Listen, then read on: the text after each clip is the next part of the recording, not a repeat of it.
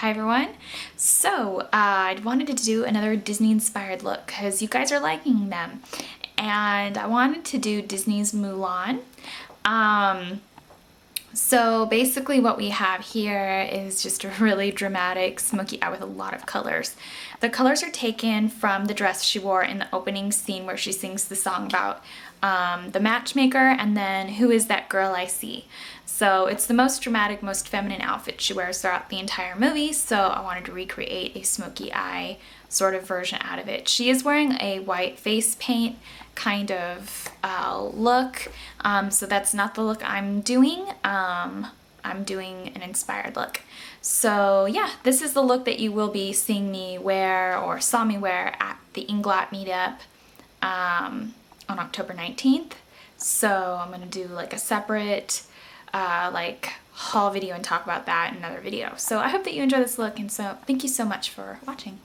Alright, so to get started on the look, I've already placed a little bit of concealer above and below my brow just to give it sort of airbrushed, clean, polished look. And then I took a little bit of Urban Decay Primer Potion in Eden and put it all over my lid to my brow and a little under my eye just to give it a very clean, crisp look. Then for my face, I want it to look very sort of creamy, airbrushed, perfect. And I took the e.l.f. Mineral Face Primer to do that. And I just dotted a little bit around. You don't need to like slather your face in it because it'll just make your foundation look really thick. So that is pretty much it, because in the opening scene, which is the costume that I'm getting the inspiration from, her face is just very, very just like matte and perfect and perfect creamy complexion. So that's for starters, and let's get started on the look. Now the palettes at Inglot are super duper affordable. That's why I mentioned Inglot, love Inglot, and it's paraben free and cruelty free. So I have her dress, so you'll be seeing me turn a couple times just to get the colors right. And the first shade I want to use, I want it to be her tunic. So we're gonna go ahead and take this number 361 shade, which is a good dupe of the Makeup Forever number 5, and just pack that into the paddle brush. We're just going to tap that right on top of the eyeshadow base itself. You can choose to use a paint pot or whatever you like. Sometimes I just like the effect of the eyeshadows placed on top of the dry primer itself. Just looks for like a very pro, like clean, well blended look. And then I'm just going to take the tips of the brush and we're just going to kind of move it around and then just sort of even out like the entire lid shade.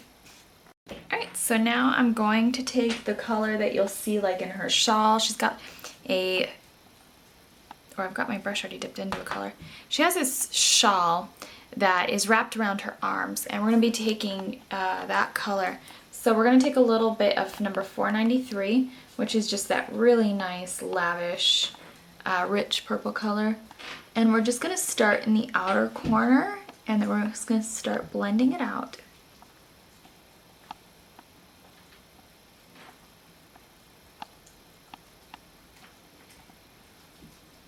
And I'm going to stay reasonably low, and then I'm going to start pulling it in.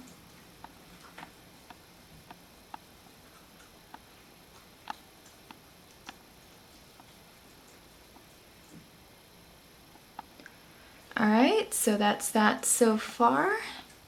Now because her skin is blanked out, we're just going to sort of mock that within the brow highlight, and we're going to take a number 351, which is just a matte kind of white, off-white kind of color. And we're just going to take this up on the e.l.f. C brush, which you can use as the lid, the brow, or the crease brush.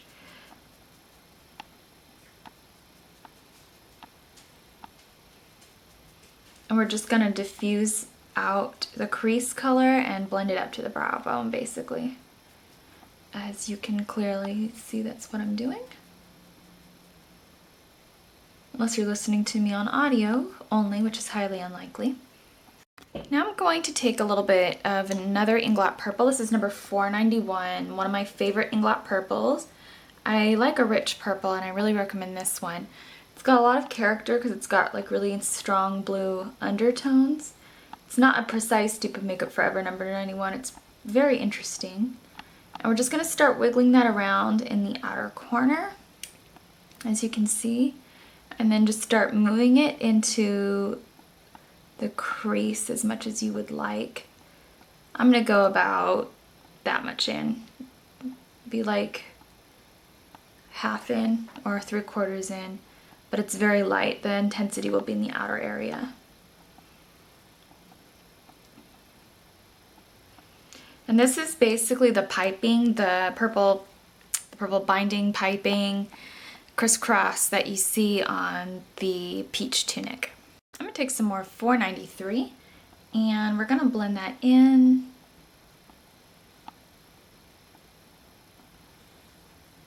And then just sort of blend it out. Now for the lid shade, we're at a very dark purple and a very bright peach.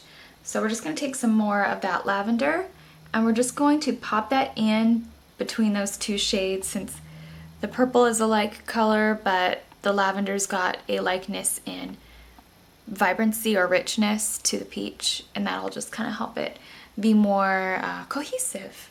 Alright, now she's got a bit of sort of an under collar, under tunic, this white collar she has on, and then her umbrella has this blue cast to it as well. It could be that it's supposed to be white and that's just shadowing or shading.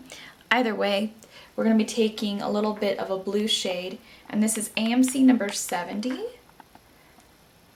I don't have a lighter blue by Inglot. I don't tend to gravitate to pastels, so if you have a lighter blue, I actually think that would work a little bit better. But we're just going to delicately pop that right about here. And we're going to use up all the pigmentation to just barely tap that here. Now, what I want to do with this, it's up to you, but we're just going to take a clean blender brush and sort of smooth that out. You can choose to dot it on. I know that there are people who love to just sort of dot on color, so it looks like kind of like an intentional mishappening. Not my favorite look on me. I've seen it on people and I've seen them pull it off. I had somebody do it on me once and she pulled it off really well. Maybe it's just something I haven't mastered, but we're just going to pop that in and then blend it out. So you can see all that graduation of vibrant, fun color. I think the look was really cute at the peach and the purple. We're going into some more complex territory, obviously. But whenever I see this sort of almost geisha-esque look, and I know she's Chinese, so I know she's not a geisha, but it's just a lot of color. So we're gonna take matte 372. It's just this turquoise color, and we're just gonna pop it there again, on the lid, the outer corner, and just sort of dust it around. It's okay if a little comes off. I kind of like it better as a hint of tonality. I brushed too much off in that piece, in that space. That way the lid sort of goes with the crease. And this aqua color is what's on her comb, her headpiece. Alright, now I'm going to be taking another shade. Inglot 73, just a really bright purple. If you have, you know, even like the e.l.f. 100 palette, this would be easy for you as opposed to getting all these Inglot shades. Unless you are an Inglot fanatic and you have to have them. So we're just going in the deep socket, deep crease. If you were to build this palette for this Mulan look or whatever, then would be super affordable because Inglot's much cheaper than some other brands for building palettes and whatnot.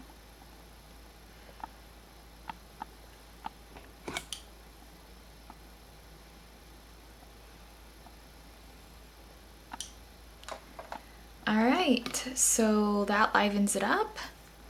Since her hair and brows and everything are so dark, we're just going to add more black to the waterline.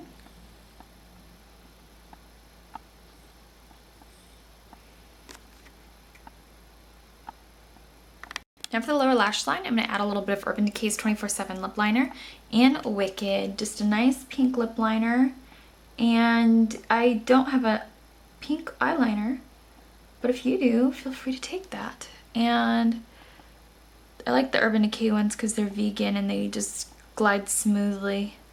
So whenever I'm doing pink on the lower lash line, maybe I usually just take a lip liner all the time. I've never had an issue with it, but if your eyes are sensitive, I'd be careful with purples, pinks, reds, and lip liner in general.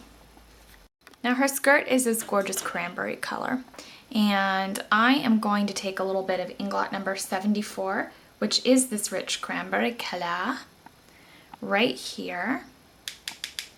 And we're just going to pop that on top of the lip liner.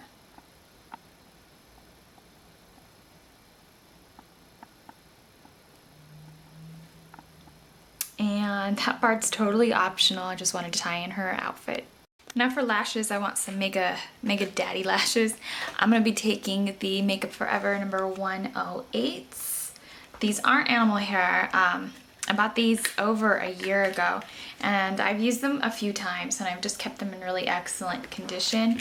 So I'm going to pop those on. They just give you like the really cool swoop in the outer corner. But you can also take the Ardell number 139s in their place if you'd like. These obviously aren't tested on animals or anything like that. This holographic lash glue is actually vegan lash glue. This product itself does not test on animals. Makeup Forever does, so it all depends on you. Either way, I'm going to be right back after I pop them on. I'm going to take the Makeup Forever lashes. These are the number 108s. I bought these a long time ago. You can tell they've been used quite a bit. Even though this, the eyelashes do not test on animals and are not animal hair, Makeup Forever is not a certified company according to Leaping Bunny for being cruelty free. It's up to you what you are willing to take and use. I'm just going to take these because these leave a really nice dramatic swoop in the outer corner. Your other options are the Ardell Fashion Lashes, the number 139. Since these are already out of the package, used, and I'm trying to cut down on my non-cruelty free items, we'll just give these a little bit more wear and tear. I'll be right back.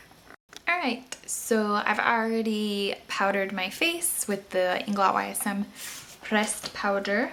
Now I'm going to go in with Inglot's blush, number 35. I'm going to pick that up on my Delium Tools brush in number 990. And we're just going to stroke that toward the back of the hairline.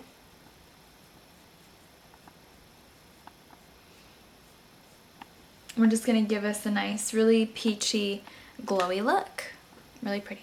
I'm going to take MAC's Subculture lip liner, which is just a nude lip liner. And we're going to line our lips and fill them in. Now you can do the red lip Mulan's wearing. I think it'll look a little Russian doll inspired if you do that, and very intense, especially with these eyes. So now I'm going to be taking a lavender lipstick, number 147, since she does have lavender eyeshadow herself in the picture and a lot of purple throughout her outfit. And this is 147 again, if I didn't already say so.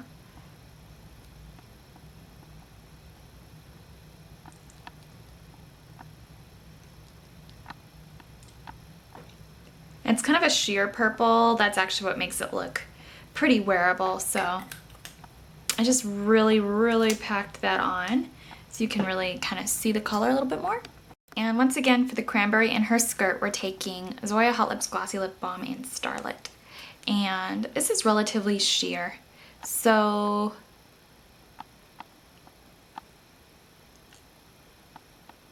and this peach was more for her tunic, just kind of going back and forth.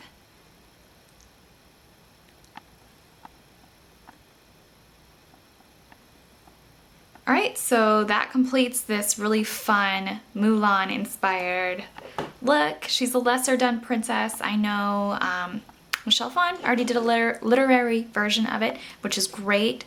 And if it's not broke, don't fix. You can check that out if you want. And this is just the inspired version. So I hope you enjoy, and thanks for watching.